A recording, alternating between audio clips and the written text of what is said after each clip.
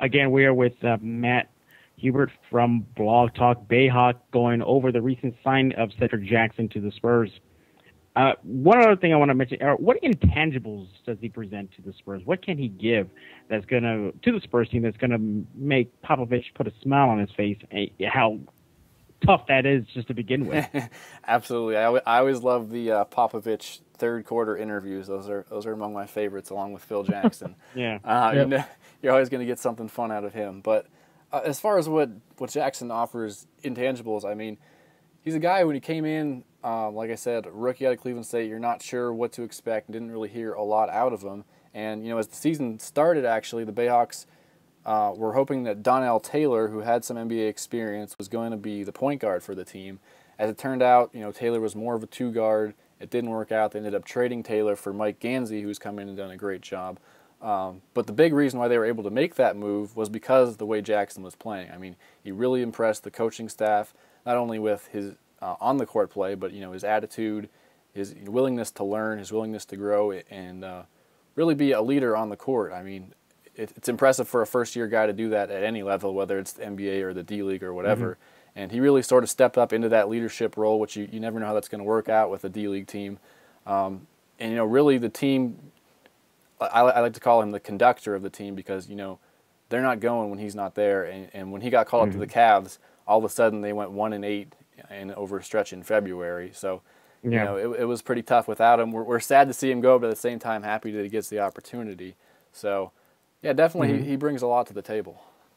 All right. Well, sorry, Mike, go ahead. What about his? I've heard that his jumper is a little suspect. I mean, so I'm guessing, if the Spurs do actually play him, I guess what we should expect is pretty much ball handling and defense, and not expect too much on the offensive end. Yeah, that's definitely the weakness of his game right now is the outside shot. I think he's at about 28% from three-point range, and early in the season he was shooting more of them. His shot selection has gotten better. But he could definitely still benefit from a good shooting coach and work on that outside shot. Like I said, what he does do is, a la Tony Parker, he manages to get in there with the Giants and score. Obviously the teams in the NBA are bigger and better inside, so I don't know how well that'll translate. But he's surprisingly, capable of getting inside, getting to the free throw line. So he is capable of that, but I'm more expecting to be a drive and dish kind of guy, finding Bonner or Jefferson or whoever else is spotting up for the Spurs. I think that's where he could really contribute, breaking guys off the dribble and finding the open man. Spurs so far this season, one of the more glaring statistics that we do not want to address and hate to see are turnovers. Tonight, you look at the third quarter in the Knicks game, 8 turnovers in one quarter. There's been games where the Spurs actually had 20-plus turnovers in the game. Not good. How is his assist-to-turnover ratio? Let me look this up real quick. I'm actually on the D-League site as I'm talking here. I know he is right at or near the top in terms of assist-to-turnover ratio. And that's something that surprises you because of the way he plays the game. He's fearless. He attacks the rim. And, he's really a guy that you would think maybe a little wild because of the speed and because of the way he plays. But, in fact, his assist-to-turnover ratio is, 2.29. And it puts him right up there, like I said, in the top 10 in the league. So the turnovers that he makes, has gone down as the season's gone along. And for the most part, they're the kind of turnovers that, at least at the D-League level, you're saying it's an aggressive play. It's not necessarily a bad play. And where I'm really impressed with him is on the fast break. He makes great decisions on the break, whether it's to score it himself or to find the open man. And, I've been impressed with him. Yeah, with Pop, you can have the greatest scoring night in the world. But if you're not there mentally prepared and doing the smart plays, all that can go for nothing because he would just lambaste you and pull you off. Absolutely. And bench you if you're not doing the smart plays. You're looking at guys in the past such as Fabricio Alberto, not the most stylish player out there. Sure. But he always called him the smart player, and Pop, loved him.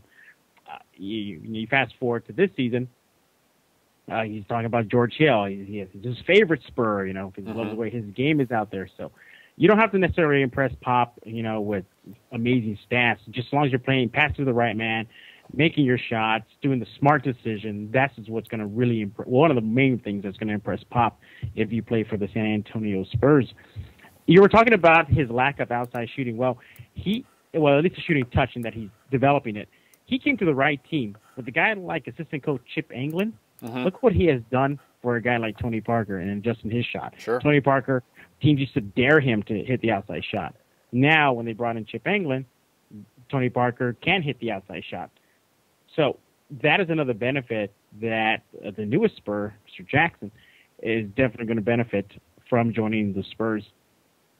Mike, any other questions? Yeah, he did play, like for Mike Brown, a former Spurs assistant in Cleveland for a few weeks, who's using some similar, I guess, offensive and defensive schemes. Do you think that might benefit him coming into the Spurs, or do you think that he just didn't have enough time to soak any of that up at all?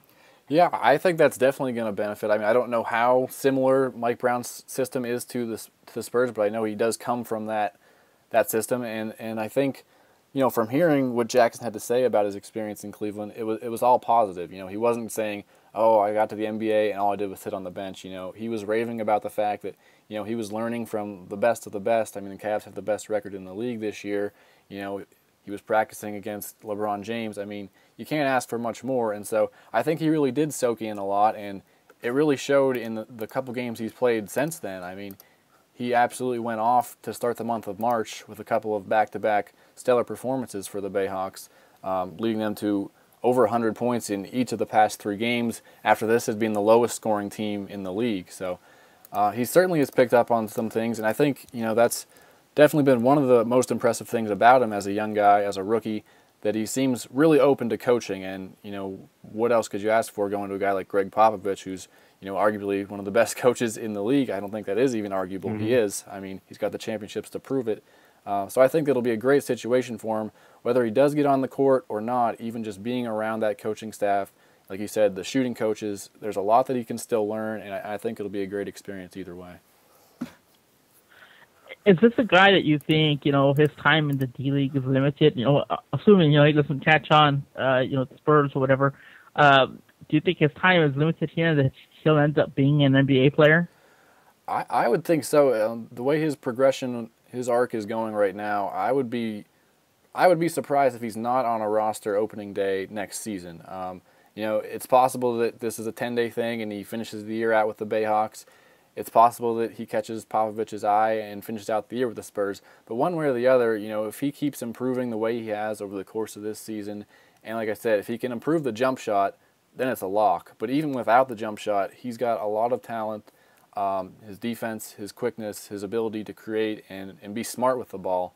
I really think he could catch on and be a quality backup point guard for someone. We have a question from the chat room for you. Sure. This is from Jess. She's asking, someone should ask Matt Hubert about when he played LeBron James in grade school. You want to talk to us about that? Oh, man, yes. It goes back to 5th grade, and I was on a traveling team called the Duncan Dutchmen. Shout out to Rick Smits. But, we played against a team with LeBron James, and he was big back then. 5th grade, I want to say he was about 6 feet tall. I was probably, not that tall. And first shot of the game, I sized up a 3. I thought it was going in. He jumped from about the elbow and swatted it into the first row.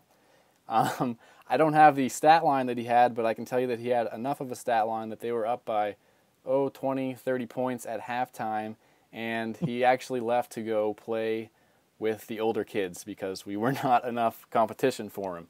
So that is my celebrity story that I love to tell everyone. LeBron James swatted my shot. I think maybe when I'm an old man, I'll say, "Oh, I blocked LeBron's shot." But truth be told, it didn't work out that way. But yeah, that's my claim to fame there.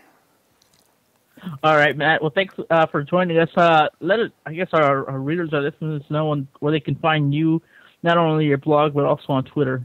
Absolutely. I'm on Twitter. It's at Blog Talk BayHawk. That's all one word. And my blog, which is, as we've said many times, Blog Talk BayHawk, is eriebayhawks.blogspot.com, and I also chip in about once a week over at a really great blog, dleaguedigest.com, which covers all of the D-League.